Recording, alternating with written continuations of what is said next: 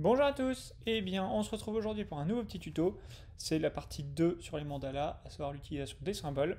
Je vais vous montrer comment ça fonctionne. Vous allez voir, on va utiliser une autre partie pour faire le quadrillage de base, tout simplement, et on va voir exactement ce qu'on va pouvoir faire.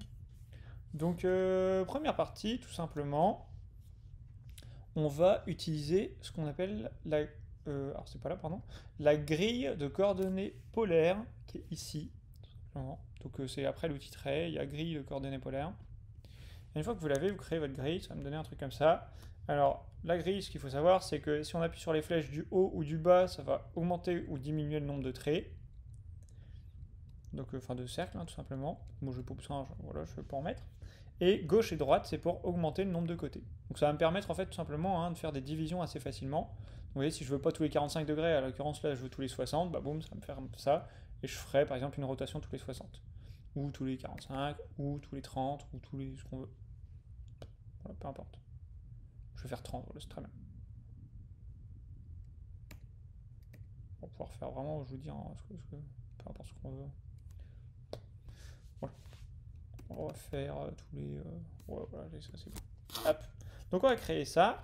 Et une fois que c'est fait, en fait, tout simplement, on va devoir dissocier cette partie-là. Nous, ce qu'on veut, c'est que un des camemberts, en l'occurrence. Donc là, j'ai repris un 45. Bon, c'est pas grave, c'est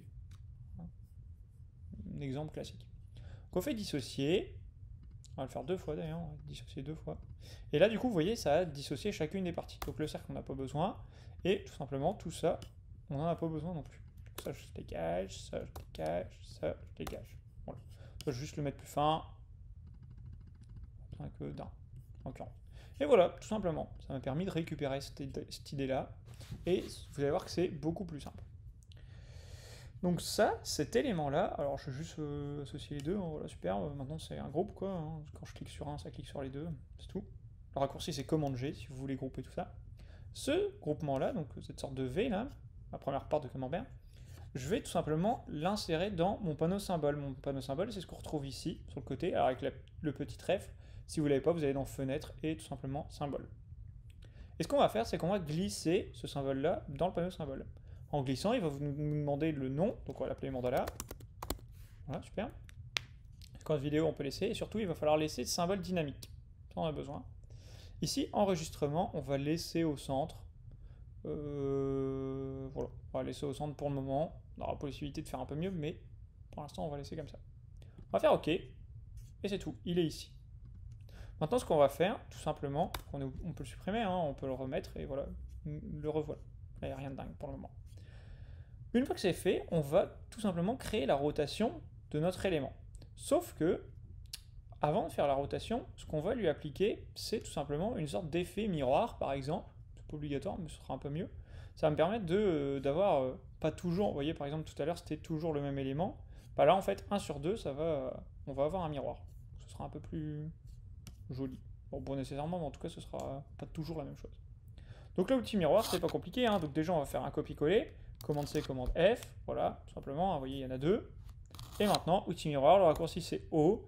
Donc le O, vous voyez, ça me met un centre de notre miroir ici. Soit on double-clique sur l'outil, on fait un axe vertical, on fait OK, on est content. Soit on fait un cliquer-glisser de gauche vers la droite. Vous voyez, on appuie bien sur Shift pour que ce soit droit, et c'est bon, ça nous a fait notre miroir. Vous voyez, il est là. Là, vous voyez, il y a un petit décalage, parce que quand je l'ai dupliqué, je l'ai fait comme un pour un. On va sélectionner les deux, on va bien aligner tout ça, hop, et c'est bon, c'est nickel. Là, pareil, on se débrouille pour que les deux centres se touchent, tout simplement. Donc, idéalement, si j'avais activé les repères, ça aurait été mieux. Hop, voilà, ça va être bon. Ouais, c'est bon, je crois. J'arrive pas à le voir, ok. Ce qu'on va faire, c'est qu'on va... oh bah non, c'est bon. Je pense que c'est bon. Ouais, c'est bon. Parfait, et donc je vous dis, on va juste bien aligner ça en bas, tout simplement. Et une fois que c'est fait, donc là on a bien un miroir, tout simplement, on va faire notre rotation.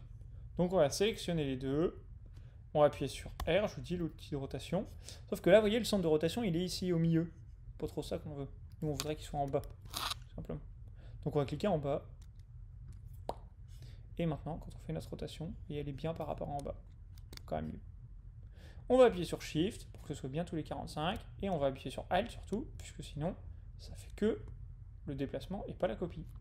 Shift, Alt, commander, commander. C'est fait. Rappelez. Sinon, je vous dis, hein, on double-clique sur l'outil rotation, là on choisit notre angle, 90, 45 comme on veut, et on fait copier surtout, et pas OK. L'outil rotation, c'est ce qu'il retrouve là. Donc voilà, là on a, grosso modo, 8 fois notre symbole, donc 4 fois à l'endroit, 4 fois à l'envers. Et maintenant, vous voyez, il est là, hein, tout simplement, notre symbole. Maintenant, ce qu'on va faire, tout simplement, c'est qu'on va double-cliquer dessus. Et quand on double-clique, ça nous dit, attention, vous êtes sur le point de modifier le symbole. Est-ce que vous voulez continuer? On va dire oui, pas de problème. Vous voyez, il est là, mon symbole de base. Ça, c'est celui... Alors, il est en superposition, mais vous inquiétez pas. Hein. Ça, c'est celui que j'avais créé. Pas de problème. Donc, ce qu'on va faire maintenant, on va essayer de recréer un petit truc, une sorte de petite pastille comme tout à l'heure. On va faire au crayon. Hop. Je vraiment fait n'importe comment. Voilà, ça paraît pas mal.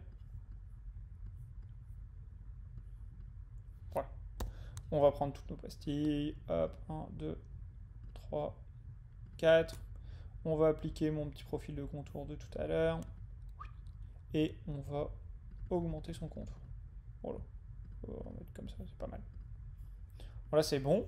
Et maintenant, ce qu'on va faire, deux solutions. Soit on double-clique sur le côté, soit on appuie sur échappe. Et une fois que c'est fait, ça apparaît directement.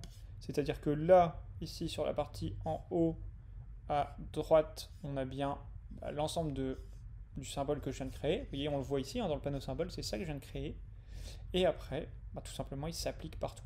D'où la croix que ça crée, hein, tout simplement, puisque, vous voyez, j'ai bien ici une grande sorte de grande feuille, on va dire ça comme ça, d'un côté. Nécessairement, elle se répercute de l'autre côté. Et après, la rotation fait le reste, tout simplement. Et du coup, ça donne pas du tout le même effet, hein, c'est-à-dire que là, vraiment, il y a cet effet un peu tourbillon, on dira. En tout cas, c'est tout simplement 8 fois la même chose, alors qu'ici, on est plus sur 4 fois la même chose. C'est comme si on avait travaillé sur, en l'occurrence, 4 parties.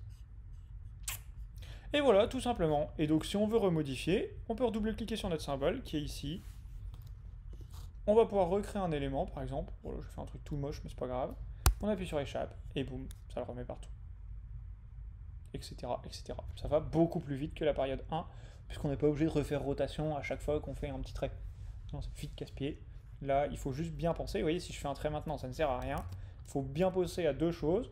D'une part, redouble-cliquer dessus, faire OK, ou double-cliquer sur le symbole directement. Ça, c'est la première chose. Et deuxième, surtout, ne pas dépasser. Puisque si je dépasse, étant donné que j'ai fait un miroir ici, quand je vais faire échappe, ça va totalement en fait, dépasser du côté. Ça, c'est pas ce qu'on veut, tout simplement. Vous voyez, si je dépasse de l'autre côté, c'est pareil. Alors après, ça dépend, hein, c'est un effet particulier, ça permettra de casser aussi cet effet de régularité. Si vraiment, vous voyez là ce que ça donne, hein, vraiment, y a la possibilité de mixer les éléments si vous prenez deux côtés adjacents. Mais en tout cas, si vous voulez vraiment que ce soit séparé entre chaque, il ne faudra absolument pas dépasser cette ligne-là. Comme vous êtes sur Illustrator, vous pouvez zoomer, rajouter un maximum de détails, des petits points, etc. etc.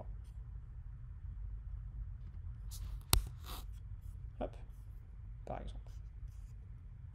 Voilà, c'est parti pour la partie 3. Donc, on verra ça au prochain tuto. En attendant, je vous dis bonne journée, à la prochaine, prenez soin de vous. Ciao.